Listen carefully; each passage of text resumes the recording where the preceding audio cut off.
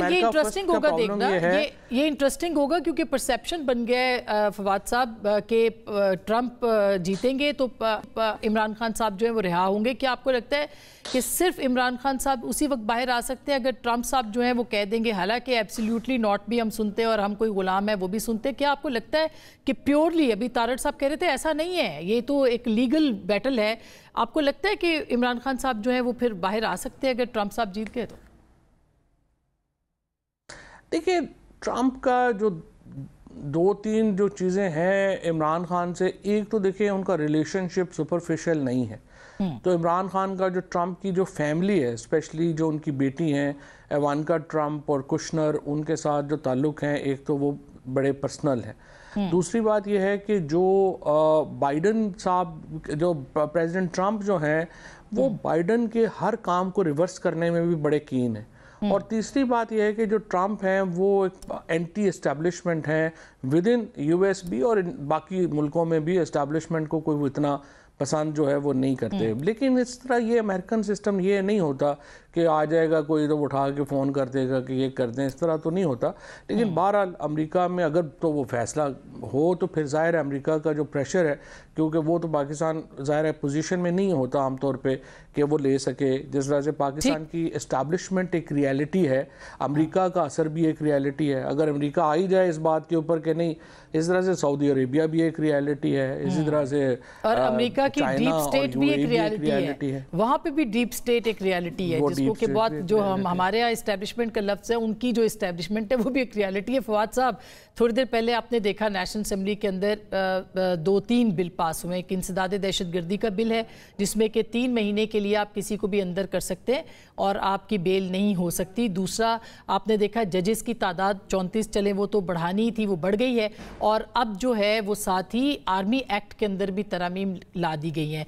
तो आप इनका पाकिस्तान की सियासत पे क्या असर देखते हैं? जाहिर है कि आर्मी चीफ भी, उनको भी तौसी का मामला हमेशा ही ज़ेर बहस होता है, अब वो 3 से 5 साल की तौसी हो गई है। तो पाकिस्तान में जो इनफॉर्मल चल रहा है उसको फॉर्मल करने की कोशिशें हो रही हैं, और तो कुछ नहीं।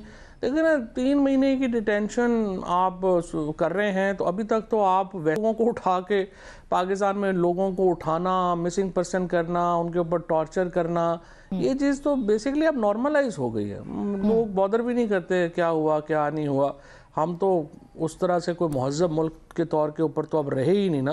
We are very getting closer to Bangladesh और नॉर्थ कोरिया।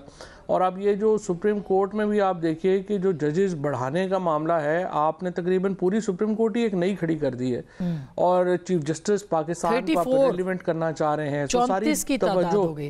मुज़म्मिल, हम ब्रेक से पहले बात कर रहे थे कि ये जो कानून साजी हुई है, ज़ाहिर है बुलडोज हुई है। आई मीन, जिस तरह से अपोजिशन को ने इस पर एहतजाज किया है, जिस तरह से आनन फानन ये तरामीम हुई है, क्या हम कह सकते हैं कि हम जमहूरियत में हैं और इसमें वाकई एक जो सबकी कॉन्शियस है वो शामिल है, जो कि पार्लियामेंट का पर्पस होता है?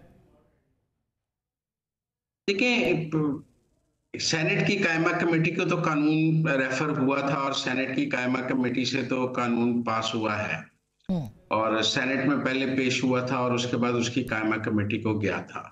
बाकी हमारे यहाँ तो ये कहा जाता है कि अरकान असेंबली की राय कोई अहम नहीं है। पीटीआई का तो ख्याल है कि पार्टी पॉलिसी अरकान असेंबली की राय से ज्यादा अहम है, और अरकान असेंबली की जाती कोई राय नहीं होनी चाहिए कानून साजी पर, वो तो पार्टी पॉलिसी के तहत चलना चाहिए।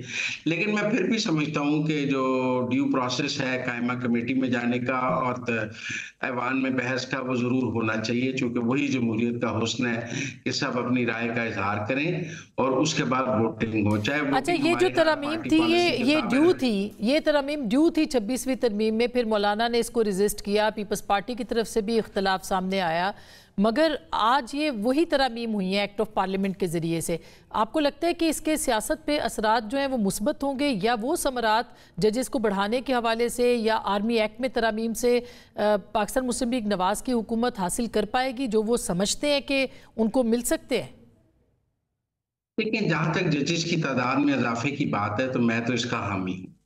एक तरफ बैकलॉग देखें मुकदमात का, और हम बजिद हैं कि हमने जजेस की तादाद नहीं बढ़ानी और मुकदमात का बैकलॉग बढ़ा के चाहे सुप्रीम कोर्ट में 60,000 में ले जाएं, हाई कोर्ट में 2.5 लाख पे ले जाएं, लेकिन जजेस की तादाद नहीं बढ़ानी। मैं समझता हूं कि हर सतह पर जजेस की तादाद बढ़ाई जानी चाहिए, क्योंकि बैकलॉग तो आप देखें, आम आदमी का मुकदमा सुनने का तो अदालतों के पास वक्त ही नहीं है और जजेस भी नहीं है। अब जो बैकलॉग है पाकिस्तान में सुप्रीम कोर्ट का, उसके नतीजे में क्या जजेस की तादाद नहीं इजाफा होना चाहिए? जो बैकलॉग है हाई कोर्ट्स में, क्या जजेस की तादाद में इजाफा नहीं होना चाहिए? एक बिल्कुल पैरेलल एक और सुप्रीम कोर्ट आ गई है ना, 34 जज कर दिए टोटल। इसने कहा है कि सुप्रीम कोर्ट में 50 जज नहीं हो सकते। मुकदमात की तादाद के हिसाब से जजेस की तादाद होगी ना। आप पाकिस्तान में कानून मुकदमाबाजी तो देखें, कितना मुकदमा इस वक्त सुप्रीम कोर्ट में पेंडिंग है। मैं समझता हूँ 50 होने चाहिए।